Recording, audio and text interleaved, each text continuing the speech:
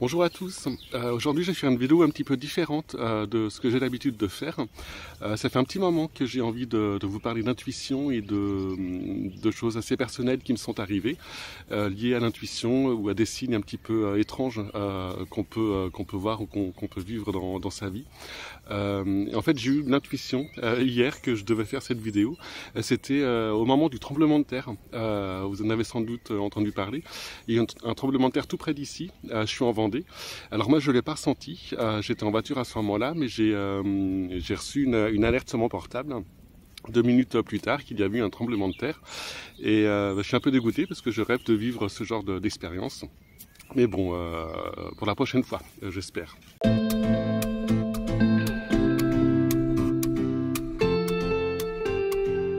Alors il y a un rapport entre l'intuition et l'astrologie. L'intuition est très liée à la planète Neptune.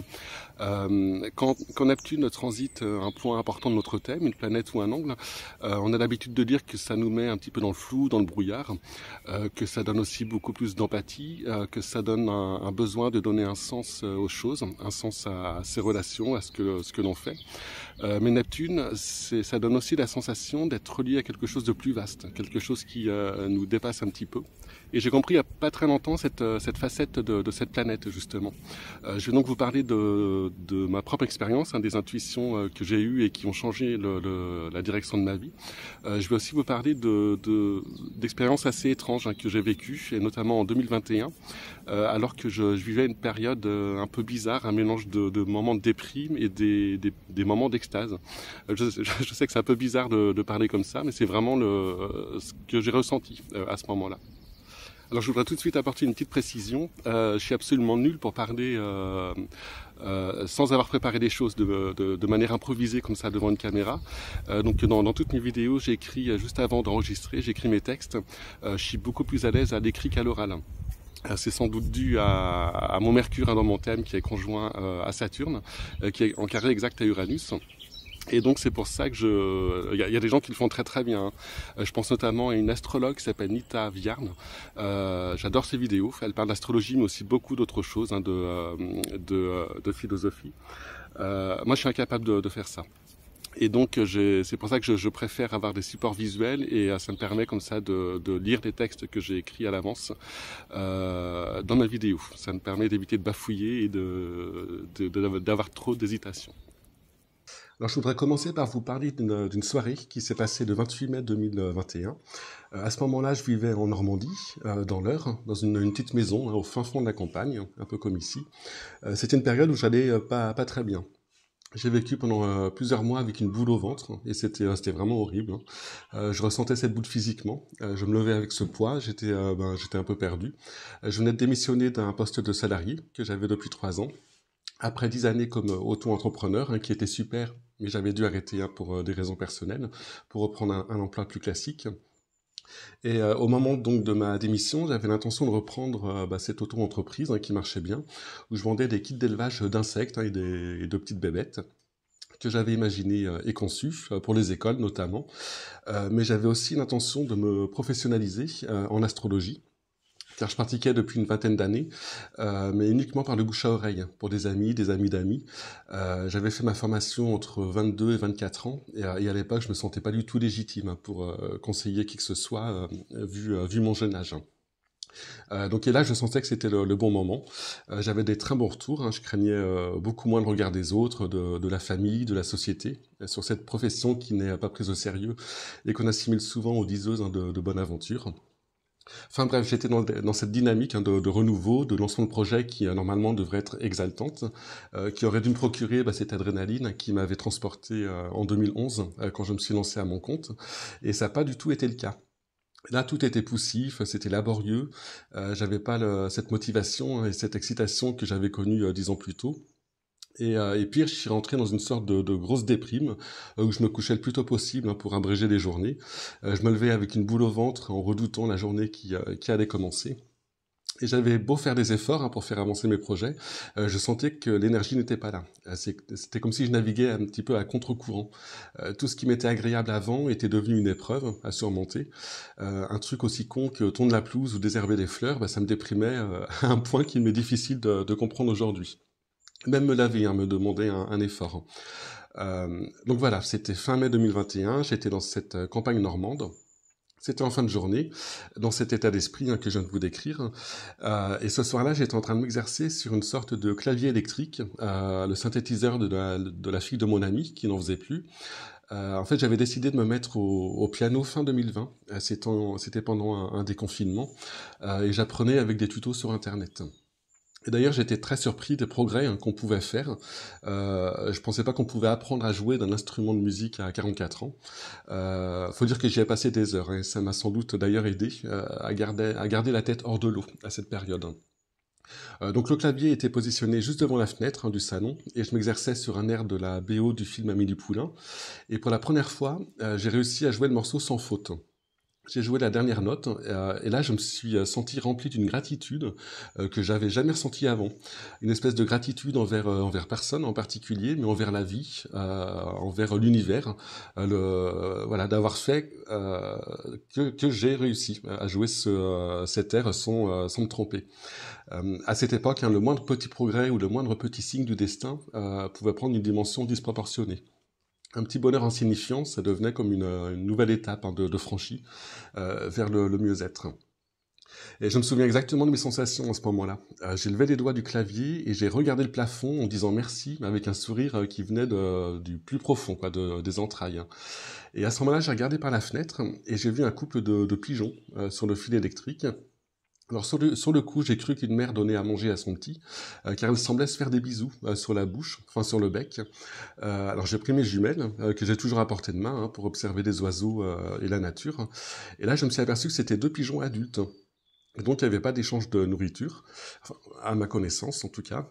Je connais pas les mœurs des pigeons. Mais ce qui est étrange aussi, c'est l'émotion qui m'a parcouru en les voyant. J'ai eu la chair de poule, comme si j'assistais à une scène qui m'était offerte. Du coup, j'ai pris mon portable et je les ai pris en photo. Et j'étais conscient que quelque chose un peu spécial se passait. Et en même temps, mon cerveau relativisait, et me disait que j'interprétais tout de façon exagérée, vu l'état de détresse dans lequel j'étais à l'époque. Mais j'ai pas regretté de les avoir pris en photo, parce que c'était le prélude à quelque chose de beaucoup plus intense et de déroutant qui allait se produire juste après. Pendant que je regardais ce couple de pigeons qui me mettait la larme à l'œil, donc j'étais dans un état émotionnel assez particulier, j'ai entendu un bruit sur le toit, comme un objet qui tombe, une branche ou quelque chose comme ça. Donc je me suis retourné vers la porte qui était ouverte et qui donne sur la terrasse. Et là, j'ai vu ma chienne assise dehors, qui regardait fixement vers le toit, sans bouger. J'ai trouvé ça bizarre, parce que c'est pas du tout son genre de rester tranquille sans réagir au moindre bruit ou au moindre oiseau qui passe. Et du coup, je suis allé la voir. Je la caressais sur la tête et je regardais ce qu'elle regardait. Et là, je suis resté sur le cul. Non seulement il y avait un oiseau que je n'avais jamais vu sur le fait du toit, mais ma chienne ne réagissait pas du tout. Normalement, elle devient complètement folle dès qu'un moineau ou un merle se pose dans le jardin ou sur le toit. Elle aboie et elle saute en l'air pour le faire fuir de son territoire. Donc je suis resté quelques instants à côté d'elle pour admirer le spectacle que la nature m'offrait. Et j'ai tout de suite compris que je vivais quelque chose de pas ordinaire. Alors je me suis d'abord assis à côté d'elle pour regarder cet oiseau. Mes larmes coulaient, mais c'était des larmes de bonheur. C'est difficile à décrire, c'est comme si mon corps remerciait la nature avec ses larmes, mais je ne pleurais pas. Alors je suis allé chercher mon portable dans la maison, parce que je me suis dit que mon ami ne me croirait jamais quand je lui raconterais qu'Alix observait un oiseau sans devenir hystérique, et surtout que cet oiseau ressemblait à ce que je pensais être une colombe. Alors j'ai donc pris en photo, j'en ai pris plusieurs que vous voyez ici. Alors je ne sais pas si c'était un pigeon blanc, si c'était une colombe ou si c'est la même chose d'ailleurs, mais c'est pas grave. L'important, ce sont les émotions qui m'ont traversé durant tout le temps où cet oiseau restait là, car il est resté une vingtaine de minutes, et ma chienne est restée aussi une vingtaine de minutes assise à côté de moi, moi qui n'arrêtais pas de pleurer de joie, ou plutôt de gratitude devant ce spectacle. Ce qui était aussi très spécial, c'est que le ciel était un petit peu nuageux, le soleil se couchait, c'était la fin de journée, le toit était dans l'ombre. Il y avait juste un rayon de soleil qui éclairait cette colombe. Du coup, elle paraissait vraiment illuminée. C'est comme si elle éclairait, elle s'éclairait toute seule, quoi. C'était assez magique, c'était hors du temps. C'est un moment que j'oublierai jamais. Alors j'ai aussi remarqué qu'elle était baguée, donc c'était sans doute une colombe en cours d'itinéraire pour un exercice de colombophilie. Alors, à un moment donné, elle a trébuché et elle est tombée sur le toit. Donc, elle est remontée sur le fait du toit. Mais en faisant ça, elle a fait tomber un petit morceau d'ardoise de 2 centimètres carrés à peu près, qui a roulé sur la terrasse et qui est tombé juste devant mes pieds. Alors, faut dire que le toit est très vieux, hein, que certaines ardoises commencent à s'effriter. Et alors, dans l'état d'esprit où je me trouvais, j'ai pris ça comme un signe et j'ai gardé ce morceau d'ardoise. Et plusieurs jours plus tard, je ne sais pas trop pourquoi, j'ai repensé à ce bout d'ardoise et je me suis dit qu'il y avait sans doute quelque chose à comprendre ou à chercher dans cette histoire. Alors je sais pas ce qui m'est passé par la tête, je l'ai pris en photo avec mon portable. J'ai transféré sur mon ordinateur et j'ai observé ces photos, donc le recto et le verso de l'ardoise, en agrandissant au maximum la photo. Alors encore une fois, c'est sans doute cet état d'esprit du moment hein, et la volonté de trouver quelque chose qui fait ça, mais j'ai cru voir comme des photos de visages humains en noir et blanc, parfois un petit peu déformés, mais ça me faisait penser à des vieilles photos du début du XXe siècle où les gens avaient des visages un peu austères, hein, des visages un petit peu dérangeants d'ailleurs des fois. Et du coup, je les ai tous entourés en rouge, tous ceux que j'ai vus. Alors j'avoue que je suis allé un petit peu loin, hein. J'ai sans doute cherché à trouver quelque chose que je voulais interpréter comme une image. Je vois tout ça avec une certaine distance aujourd'hui, mais je trouve qu'il y a quand même quelque chose de troublant dans certains de ces pseudo-visages. D'ailleurs, j'en vois encore d'autres hein, maintenant qui ne sont pas entourés, comme quoi on trouve un petit peu ce que notre cerveau cherche à dénicher. Enfin bref, voilà une expérience qui m'a profondément marqué. Hein. Je parle de de celle des pigeons, puis surtout de la colombe. D'ailleurs, elle m'a servi de fond d'écran hein, pendant quelques temps. Et ce genre d'expérience est typiquement neptunien, pour faire un parallèle avec l'astrologie. Dans cette période où j'allais pas bien, ce qui est aussi neptunien d'ailleurs, j'ai vécu plusieurs scènes un petit peu étranges, toujours très fortes hein, émotionnellement, mais moins spectaculaires que la colombe blanche hein, sur mon toit qui hypnotise ma chienne. Et dans la même semaine, par exemple, je me promenais dans la forêt, juste à côté de la maison. J'étais avec ma chienne, hein, encore une fois. Et on longeait une parcelle du bois qui avait été rasée pour exploiter le bois. Et il restait juste au milieu un espèce de petit bosquet avec quelques arbustes hein, qui faisaient 2-3 mètres de haut, comme un petit îlot, comme ça, au milieu de cette parcelle où il n'y avait plus rien. Et ce jour-là, je me sentais assez bien, ce qui était plutôt inhabituel hein, à cette époque. La boule au ventre s'était momentanément éclipsée. Et je me souviens très bien de la gratitude d'ailleurs hein, que j'ai ressentie parce que je me sentais plus léger. Euh, à ce moment-là, j'en suis conscient aujourd'hui que ça peut paraître un peu bizarre. Je parlais à l'univers dans ma tête. J'avais vraiment l'impression d'être connecté à quelque chose. En fait, je m'accrochais à quelque chose. Ça me permettait de me sentir moins seul. Ça me permettait de me sentir écouté, épaulé. Euh, à ce moment-là, l'intention d'un être humain ne me servait à rien. J'avais vraiment besoin de me sentir accordé au monde. C'est assez difficile à expliquer, hein, mais c'est justement le propre de Neptune. Et donc, en passant devant cette parcelle dénudée, devant ce petit îlot là, ce petit bosquet, j'ai vu un cerf immobile, de dos, qui avait la tête en fait enfoncée dans le bosquet, donc il devait manger de l'herbe ou des feuilles.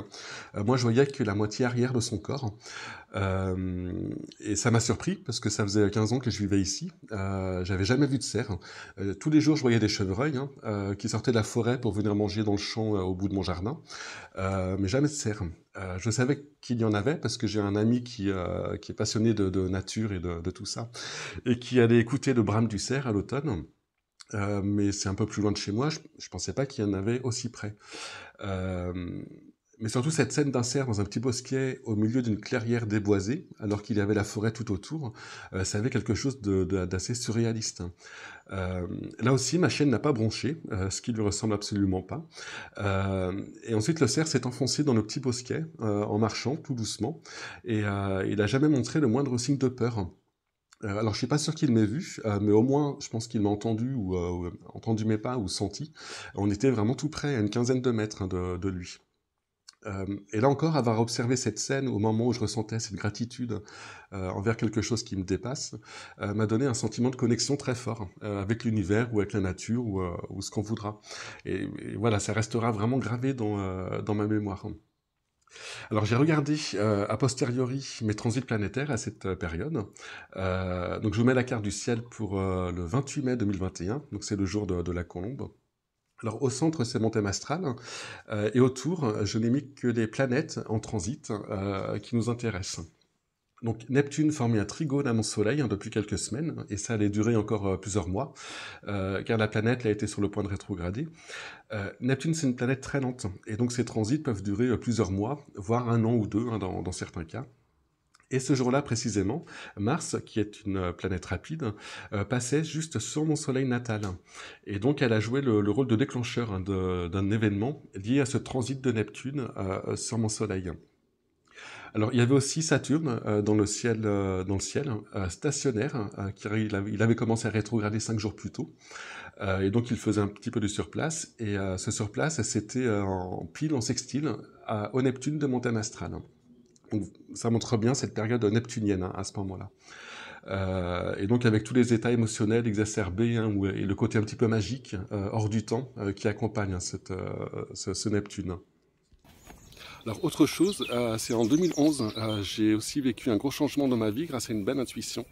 À l'époque, je vivais à Paris, j'étais salarié, c'était un poste en CDI, ça se passait très bien, il y avait une super ambiance au travail, ce qui est très important pour un concert. Le boulot était à 20 minutes à pied de chez moi, donc c'était vraiment le poste idéal. Mais j'ai eu une intuition un jour, c'était en avril 2011, qui a tout changé. Alors je dois préciser que 5 ans plus tôt, on avait acheté avec mon ami une petite maison en Normandie, celle dont je parlais au début, qui ne payait pas de mine, il y avait pas mal de travaux à faire, notamment l'isolation, il n'y en avait pas du tout. Et donc on pensait y passer certains week-ends et une partie des vacances. Et en fait, on y était tellement bien qu'au final, on y était tous les week-ends et toutes les vacances. D'ailleurs, on s'est arrêté de voyager à partir de ce moment-là pour passer le plus de temps possible là-bas. Et ça m'a permis d'ailleurs de réaliser combien la nature dans laquelle j'avais grandi était importante pour moi. Ça faisait 15 ans que je vivais à Paris. Enfin bref, donc en avril 2011, donc c'était un midi, j'étais en train de nager dans la piscine municipale qui était à côté du travail. Et tout d'un coup, j'ai une idée qui s'est imposée. C'était démissionner de mon CDI et aller vivre dans la maison de Normandie. Alors, je sais pas comment m'est venue cette idée, qui n'était pas du tout raisonnable, qui a été plutôt risquée d'un point de vue financier, mais dès qu'elle est apparue dans ma tête, dans ma conscience, c'était comme une évidence. Et au lieu de craindre pour l'avenir, plus j'y pensais, plus ça me rendait heureux. J'ai donc démissionné à la surprise de tout le monde. Mes parents, forcément, se sont inquiétés que je quitte mon travail comme ça. Et donc, je me suis installé là-bas à partir du mois d'août, sans savoir ce que j'allais faire pour vivre. Et donc c'est comme ça que je suis devenu auto-entrepreneur. J'ai eu plusieurs idées qui ont évolué avec le temps. J'ai un petit peu tâtonné au départ. Et donc je suis arrivé à ce concept de kit pour élever des insectes, des escargots, des petites bestioles dans les écoles ou à la maison. Alors il a fallu quelques mois pour que ça prenne, pour que mon site soit bien référencé. Mais au bout d'un an, j'en vivais correctement. Donc j'avais vraiment trouvé une niche, comme on disait à l'époque. Donc voilà, c'est l'exemple où la force de l'intuition, la force de l'émotion et de la joie qu'elle provoque font qu'on est sûr de soi, même si tout le monde autour de nous nous dit que c'est pas raisonnable. Donc j'ai aussi regardé mes transits planétaires à ce moment-là. Donc en avril 2011. Alors je me souviens pas du jour exact, mais bon, c'était vers la mi-avril. Donc voilà la carte des transits pour le 15 avril, et on voit que Neptune, encore une fois, là était en trigone exact à la Lune de mon thème astral. Et donc on a encore, on a encore cette planète liée à l'intuition qui est active. Alors je pourrais vous donner plusieurs exemples comme ça d'intuitions qui ont changé beaucoup de choses, mais je ne me rends pas très bien compte si c'est très intéressant, enfin si c'est utile que j'en parle. Je suis encore sous influence neptunienne, et donc je suis pas forcément très objectif. Donc n'hésitez pas à mettre en commentaire si ça vous intéresse ou pas.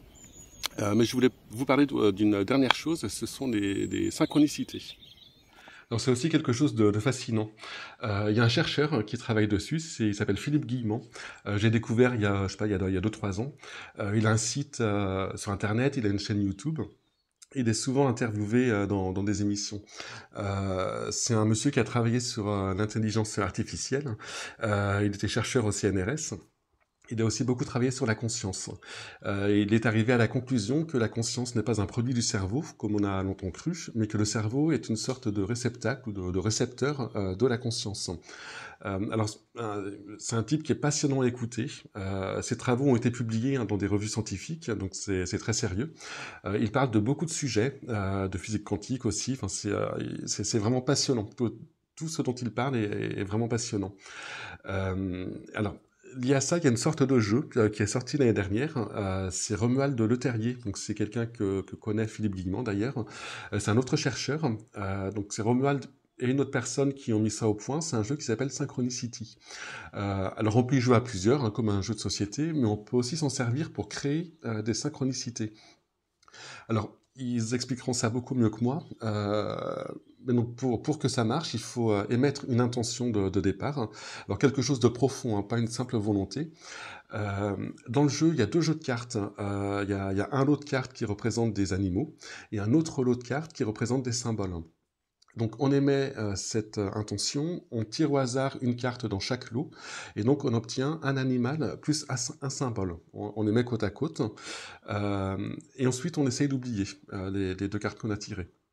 Et dans les jours qui suivent, en fonction de notre lâcher-prise et de la force de notre intention, la vie peut faire apparaître les deux images ensemble, les deux images qu'on a tirées. Et lorsque ça arrive, on le sait tout de suite, car cette synchronicité provoque toujours une forte émotion. Alors encore une fois, j'explique pas très bien, mais voilà, vous les écouterez, ils en parlent beaucoup mieux dans leurs interviews. Et donc j'ai acheté ce jeu et j'ai essayé plusieurs fois. C'était donc l'année dernière. Alors donc la fois dont je vous parle, c'était, je me souviens plus très bien exactement de l'intention que j'avais émise. J'aurais dû la noter d'ailleurs, mais c'était à propos d'astrologie. Donc j'ai tiré les deux cartes, j'ai pris mon tirage en photo que vous voyez là, et donc il y avait un éléphant pour l'animal et un goutte d'eau pour le symbole, leur symbole au sens large. Et le lendemain, donc ça allait très vite, hein, j'y pensais plus, j'ouvre YouTube sur mon portable. Et j'ai tout de suite été saisi en voyant la page d'accueil de YouTube. J'ai immédiatement fait un imprimé-écran de ce que je voyais, que voici. Donc en haut, YouTube me suggérait une vidéo avec des éléphants, je crois que j'ai même pas regardé d'ailleurs. Et juste en dessous, il proposait une autre vidéo. Donc c'est une vidéo que j'avais faite moi quelques jours plus tôt. C'était un tuto pour élever des blobs. Alors le blob, je vais pas vous expliquer ici ce que c'est, mais c'est une espèce c'est pas même pas une bête, hein, c'est pas un animal ni un végétal. Ça ressemble un petit peu à un champignon, mais c'est quelque chose qu'il faut humidifier. Enfin, faut humidifier les flocons d'avoine desquels il se nourrit avec une pipette pour faire un goutte à goutte. Sur les flocons d'avoine, c'est exactement ce qu'on voit sur cette page d'accueil de YouTube. Et donc, dès que j'ai vu ça, j'ai pensé à mon tirage. Et la joie que j'ai ressentie à ce moment-là m'a conforté dans le fait qu'il y avait là une belle synchronicité. Alors, Romuald Leterrier parle de hasard signifiant en parlant de synchronicité. Il insiste sur l'émotion, sur la joie qu'une synchronicité doit provoquer.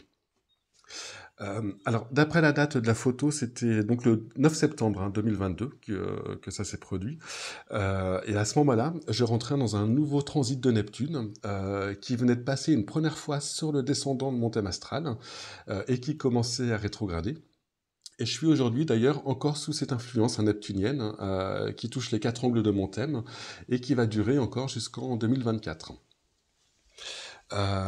Donc voilà, je ne sais pas si j'ai eu raison de parler de mon expérience personnelle comme ça, mais je trouve que ça donne une vision un peu différente de ce qu'on peut vivre et ressentir quand Neptune touche un point important de notre thème.